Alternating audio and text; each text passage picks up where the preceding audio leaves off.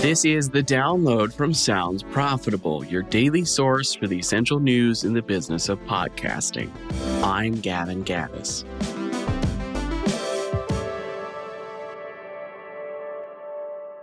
Here's what you need to know for today, Wednesday, October 1st. First up, PRX expands podcast sponsorship capabilities with strategic acquisition of Soundrise. Soundrise has worked as the exclusive sales team for PRX's catalog since 2017. Starting in January of 2026, the Soundrise team will be absorbed as an in-house PRX sales arm. Current CEO Harry Clark will continue working in an advisory capacity at Soundrise through the rest of 2025. Next up, a lot just happened at Spotify. I don't have a headline for this one. It's just a lot just happened. The International Podcast Day Ferret, the agreed-upon mascot we all know and love, has left several press releases in front of my door last night. First up, Variety covers the announcement Spotify is opening up their ad inventory to Amazon's demand-side platform. The global strategic partnership makes Spotify's streaming audio and video inventory available to Amazon DSP customers. Megaphone podcast publishers are also getting in on the ad action, with Spotify announcing that in mid-year 2026, Megaphone-hosted publishers will be able to access more monetization tools. Specifically, publishers will be able to traffic both direct sold campaigns and private marketplace deals, or PMPs, using Spotify ad tech. And finally, The Hollywood Reporter, in partnership with Spotify, is doing their first ever dedicated podcast version of a roundtable video featuring top nominees from the Best Podcast category at the Golden Globes. Next up, as independent creator-owned media companies flourish, Rooster Teeth is looking to join the party. Writer Alexander Lee gives an overview of the current iteration of Rooster Teeth's post-Warner Brothers existence. With the brand and some of the IP purchased back by original company founder Bernie Burns, Rooster Teeth joins a growing crowd of creator-led media publishers electing to fly solo. For example, since 2018, the most popular or close to most popular tabletop role-playing game Actual Play podcast, Critical Role, has made a point of staying independent. The daily YouTube talk show Good Mythical Morning rivals broadcast talk show TV viewership, yet parent company Mythical Entertainment remains a creator-owner island. Though some of that rugged independence comes from old heads remembering past mistakes.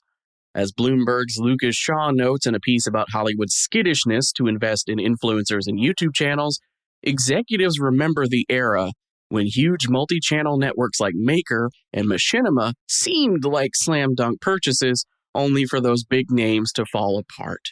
A hurdle for those creator-owned companies actually looking for investment and acquisition will be demonstrating the maturation of content creation as a business. Next up, SoundStack launches HLS for podcast publishers to deliver, monetize, and measure shows more effectively. As followers of the Podcast Standards Project will remember, the current push for wide adoption in the industry is that of HLS, which stands for HTTP live streaming. In short, HLS is an existing adaptive bitrate streaming protocol that breaks media into small segments, meaning podcast consumers could easily listen to or watch a video podcast episode without pre-downloading the entire file, as well as have automatically adjusting playback quality that tunes itself to their internet connection speed. SoundStack's new HLS integration boasts the ability to get more accurate measurement based on how much content was delivered, the ability to integrate live content into podcasts, seamless transition between audio and video files, and more efficient ways to insert ads into files as they're streamed. And as a fun add-on, Pod News Daily has also gotten in on the fun and supports HLS. Next up, Podcast Network's news pitch. Hosts are the ultimate influencers. Just as not every whiskey is a bourbon, but every bourbon is a whiskey, not every influencer is a podcast host, but podcast hosts are influencers. And IAB Media Center Director Matt Shapo's presentation of data yesterday at Podcast Upfront shows podcast ad spend growth is recognizing the power of podcast influencers. When surveys are run asking who the most influential content creators and influencers are today, podcasters tend to be at or near the top, according to Shapo. As for the rest of the news, cultural content hub Pod Digital Media has announced a slate of omni-channel cultural event activations during a presentation at yesterday's Podcast Upfront. Podscribe has hit a new security milestone with the announcement that they're officially SOC 2 Type 2 compliant, a widely recognized standard for data security and operational integrity in software-as-a-service businesses. Podcast Nation has expanded its podcast slate with the philosophy show Overthink via a partnership with the Creative Arts Agency. Paul Riesmandel has a new piece on Signal Hill Insights on the importance of knowing one's audience and how to know them with surveys. The Dubai Press Club has a new piece on the 5th edition of the Dubai Podfest, including coverage of an opening keynote featuring Brian Barletta. And the Diary of a CEO is partnering with Regal for Regal's first ever premiere of a podcast episode in the form of The Diary of a CEO, Lewis Tomlinson. The one-night-only premiere is set to happen at 6 Regal locations and 6 Cineworld locations worldwide on Wednesday, October 8th.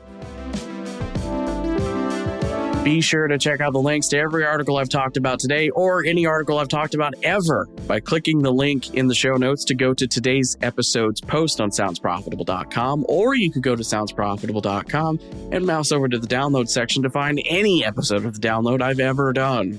As usual, the download is written and produced by myself, Brian Barletta, and Tom Webster. For Sounds Profitable, I'm Gavin Gaddis, and I'll see you tomorrow.